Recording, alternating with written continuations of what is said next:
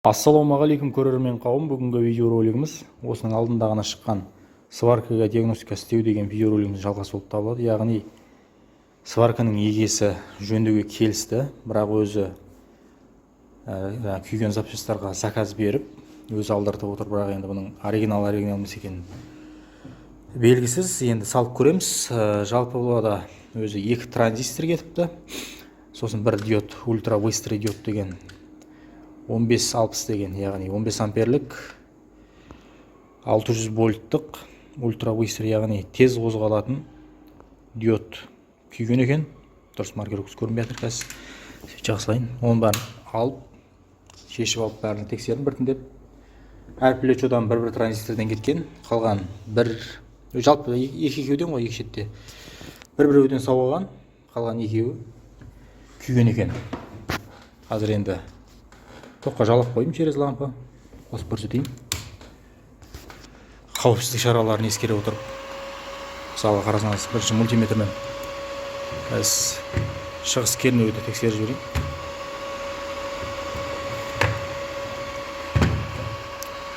Тұрақты тоқ режиміне қоямыз да, плюс минусқа тигіземіз. 45 вольт көрсетіп тұр. Просто шүкті дұрыс болған жоқпыз. Сосын минус көрсетіп тұр. 24 вольттық лампа. Осын жалап көрсетейік. Жанып тұр. Мега айтып тұтқан себебі через лампа арқылы жалап жатырмыз. Енді газ бар береке деп мынау транзисторлерді, диодтарын қайтадан орнына қойып, пайт етіп жақсылап тұрып қосып сварка істеп көрсек болады. Енді күйіп кетуі де мүмкін, өйткені мынау оригинал ма, оригинал емес па, енді о жағын бір құдай біледі. Өзі 50J22 деген транзистор, 50 амперлік 600 вольттық транзистор болып табылады, IGBT. Мынау ультра быстрый диод. Мынау өзінің біреуі сау. Осының барлығын қазір мынандай техникалық спирттің көмегімен мақтаға жағып, жақсылап тұрып сүртіп, орнына қатырып, мына жаққа пайт етеміз. Сосын барып кәдімгі корпусына салып, тоққа жалғап, жаңағы держак массасын барлығын әкелді егесі. Соны бір жалғап, бір сварка істеп көреміз. Қалай болатын? Атылып кете ма, ой жағын енді бір құдай біледі. Және де бұларды қоймастан бұрын мына компоненттің барлығын біртіндеп мультиметрмен тексеріп шықтым. Диод, резистор, транзистор деген сияқты дүниелерді барлығы аман сау болып тұр. Обратный связьді тексеріп көрдім, вроде сау сияқты істеп тұр. Енді газ нагрузка берген кезде енді күйіп кетуі де мүмкін, өйткені айтып отқандай жаңа оригинал емес болуы мүмкін да мынау транзисторлер. Міне отырған трансформатор гальванический развязки деген тұр. Міне қазір қоя салайын. Отырған осының қасында 2 транзистор тұр. Міне осыларды да тексеру керек, міндетті түрде. Осылар өте үлкен рөл атқарады. Осылар күйген болса, біздің жаңа қойған транзисторлеріміз моментально күйіп кетеді да. Өйткені біз бұл жерде осциллограф ештеңе жоқ, шын айтқан кезде. Жаңа паяльнигіміз бар, феніміз бар, лабораторный блок питания бар. Баяғы совет өкіметінен қалған. Басқа ештеңе жоқ, мультиметрден басқа. Бұл жалпы ондай жөндейтін жер емес. Сонда да енді бар береке деп, қазір орнына қойып тексеріп көретін боламыз. Мына пайт етіп тастадық уже. Жаңа де 2 өзінің родной транзисторлары сау еді ғой. Соны міндетті түрде өзімен параллельно бірге пайт ету керек. Мына ескі транзисторлар тұр. Өткен себебі параметрлері бірдей олардың. Жаңадан сатып алған транзисторлерді бөлек екеуін бірге пайт ету керек. Екеуі тұр міне. Өткені қазір көрсетейін. Ішіндегі транзистордың ішінде тұрған оппозитный диод деген болады бұларда. Эмиттер мен коллектордың ортасында тұрған. Мысалы диодты тексеру режиміне қоямыз. Падение напряжения диодов деген. Бірінші жаңа транзисторлерді тексеріп көрсетейін.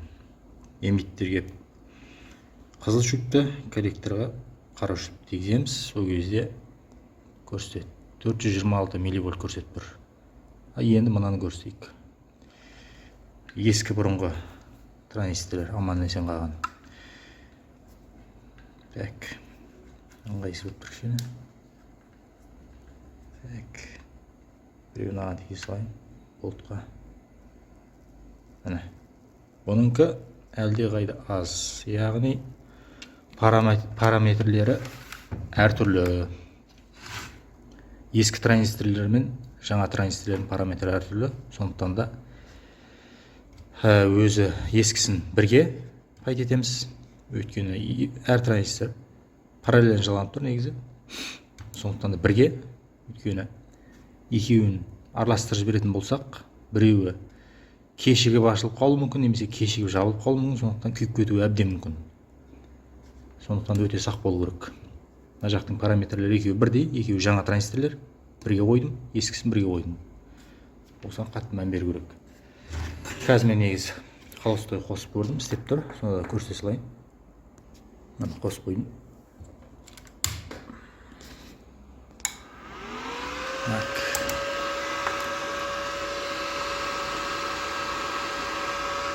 54 вольт көрсетіп тұр. Лампа 24 вольттық.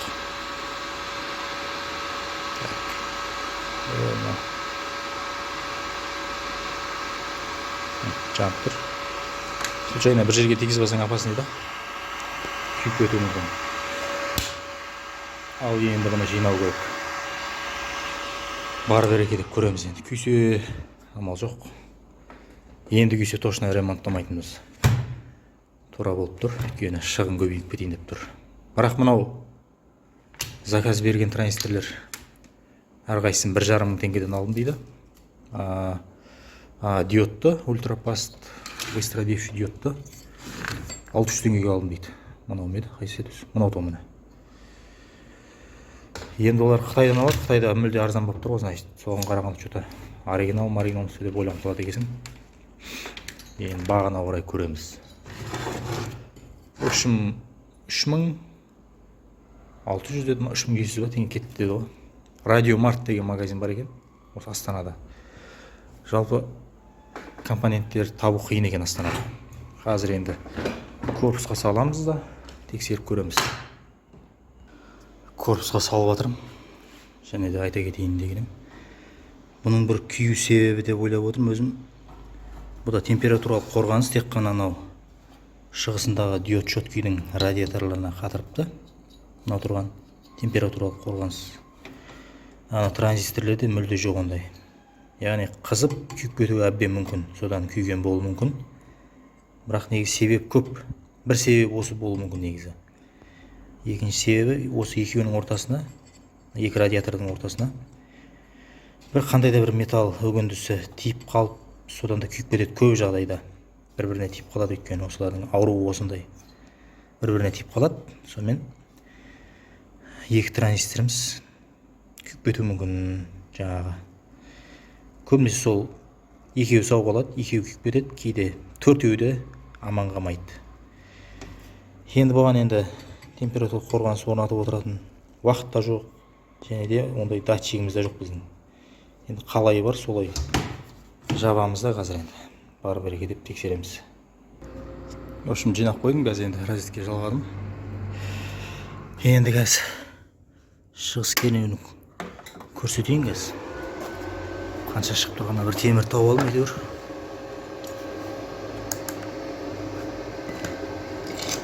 Біреуін қазір қыстыра салайық.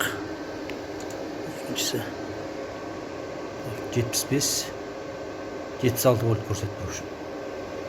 Через лампы қосқан екен аз көрсетіп тұр, жаңа 45-50 деп. Ал енді так, минимальный.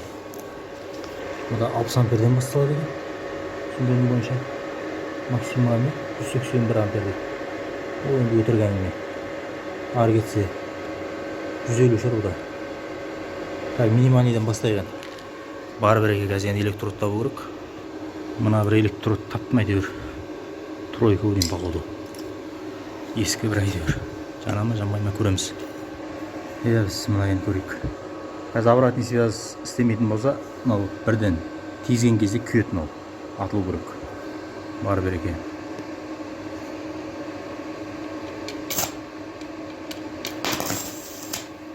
Атылған жоқ. Вроде нормально.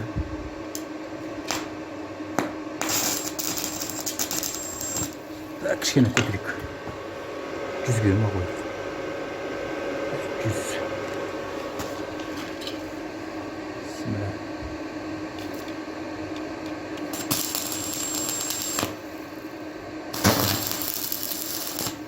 Вроде нормально. Максимально қойсақ.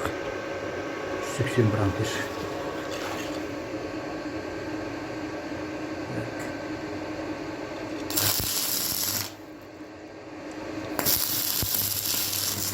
Ұрып тұр.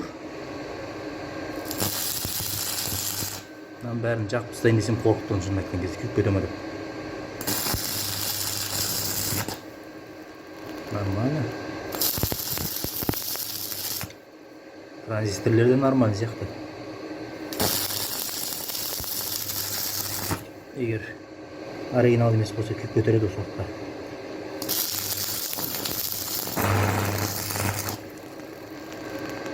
Тешіп берді. В общем, көргендеріңіздей бәрі нормально істеп тұр. Мен осымен біздің видеоролигіміз аяқталды.